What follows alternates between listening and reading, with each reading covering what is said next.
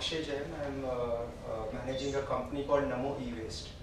So to explain more about my company, I need to know whether how many of us know what e-waste is. Do we know what e-waste is? Electronic waste. Electronic waste. Why is it being specially treated, or it's being categorically specific as well? Because e-waste comes under hazardous waste category. As such, any electronic product is not hazardous because we are surrounded by electronics. But when the recycling methods used for extracting metals out of electronic waste, those techniques are hazardous. And these are widely present in India, in the unorganized sector. So it comes as a challenge for someone who's working like me in an organized sector for the extraction of metals to face the unorganized sector because it's present everywhere in India. So for that we are developing a collection network, a pan-India basis collection network where we have our presence in Bangalore, Raipur, Mumbai, Delhi, NCR, Punjab, Ludhiana, etc. So we are collecting e-waste, we are treating it in a non-hazardous way, we are extracting metals out of it. We are also refurbishing the electronic products for resale and reuse. And we are supplying it to the organizations which cannot be, who don't have that much of an investment. So we are giving it out for rent and at 30%, 40% lesser prices than the new device. So this is one of the models. So we are into refurbishing and recycling of electronics. So who all are your clients? My clients is everyone. I am not particularly supplying to any particular company or anything, but I am collecting it from various platforms. It's B2B as well as B2C. Like organizations, they have a government compliance on them that they need to dispose their waste to organized recycler. In turn, we give them compliance part. There are several forms which need to be submitted to the Central Pollution Board. So that is how we are dealing in it. Even they have a compliance on them, and it's being recently implemented. The laws were written for e-waste in India is only in 2011. Even now there are challenges with that. They are making reforms. It's not fixed yet, but yeah, implementation is there, and I think it's gonna go better in future. More and more stricter with the norms. You must have a different factory setup. I have a plant in Faridabad, but only one setup is required because I have a capacity of 6,000 metric tons. That is amongst the top 10 in India at the moment.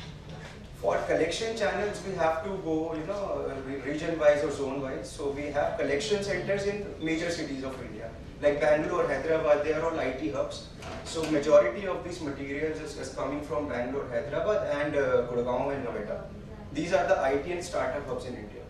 So you're not coming up with any e-commerce platform for this? We are, but that is for the sale and purchase. That would be targeting B2C more. Because B2B, when the stakeholders, they have so much of material, they know what to do with it, and they already have a e-waste recycler in place.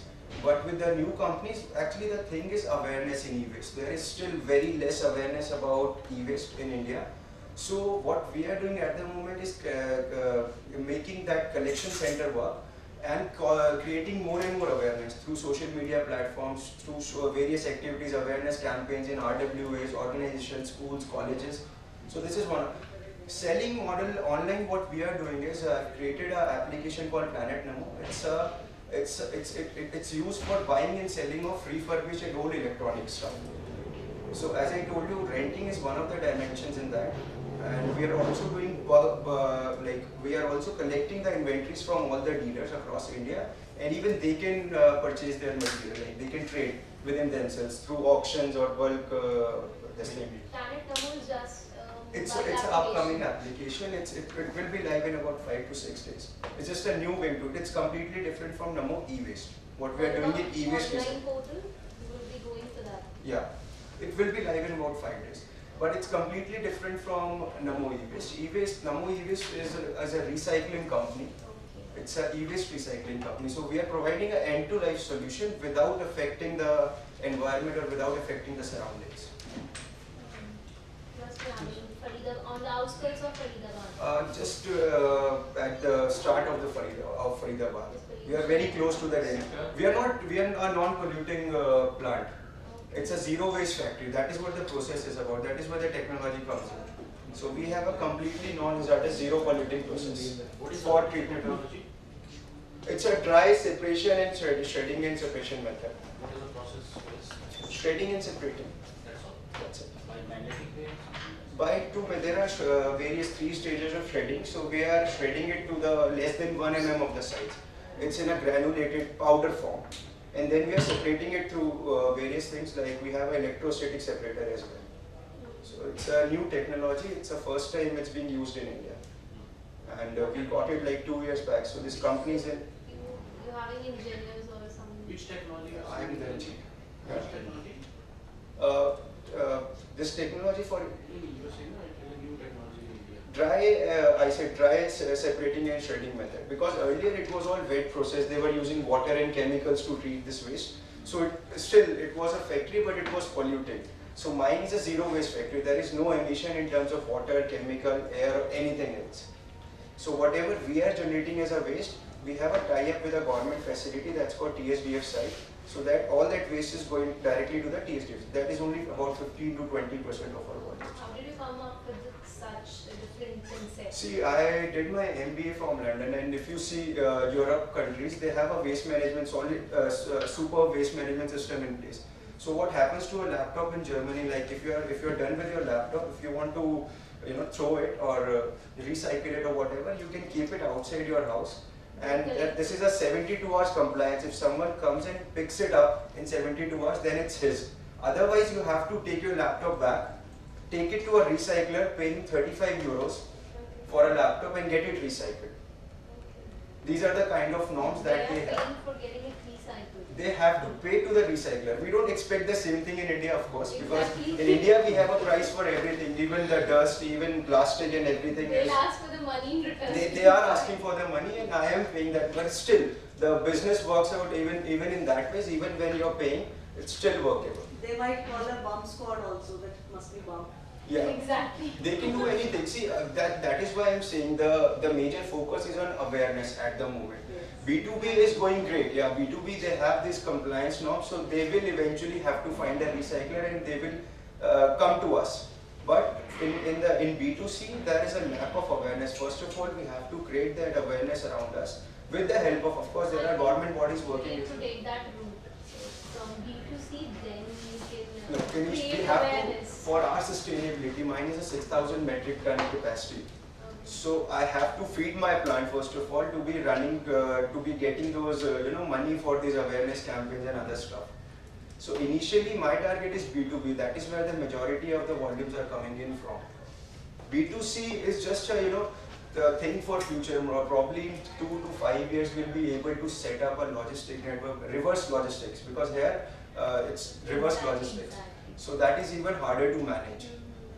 So probably in 4 to 5 years, when there is awareness in the consumer, like in the consumer forum, then only we'll be able to target that sector in particular. How you buy that e-waste? Again, we have to, like, we go to a company. It's the same activity like any other purchase. Yeah, you see the material, you quote them the prices. As I said, India, everything has a price, so we are not getting anything for free. We are not getting any. Generating revenue by reselling. By recycling. So we are generating commodity out of the waste. We are extracting metals from e-waste, and that can be used as a commodity. So we have cleaned the metals. There is no hazardous content in that. That can be again recycled by the respected foundries or process holders.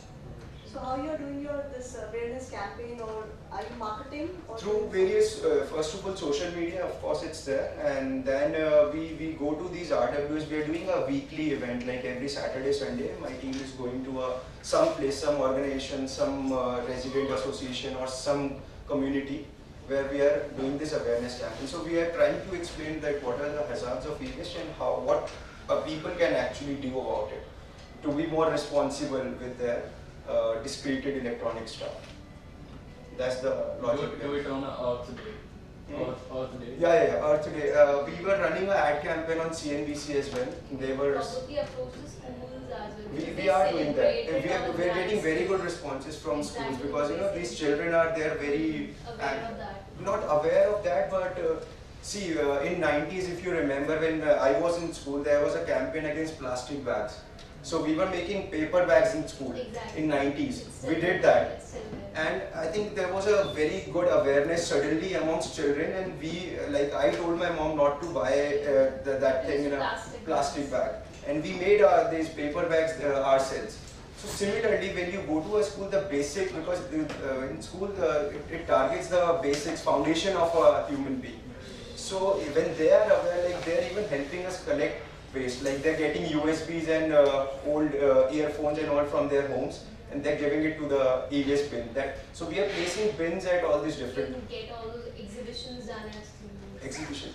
So we have also installed bins at various malls in Delhi as well. So we are doing it with 3 malls at the moment. Name of the- It's in Noida. One of my colleagues is looking after that. Waves or something. Waves.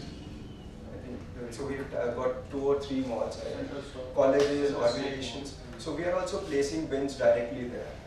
This is more for awareness. I mean, the reason behind the idea behind putting up a bin is not just for the collection of e-waste, because we don't get that much of a quantity as such, whereas there are logistic costs and everything. But awareness is one of the initiatives. So it needs to be generated. Yeah. We really appreciate the concept you are offering. Exactly. Thank you so much. And that's different things there. Thank you.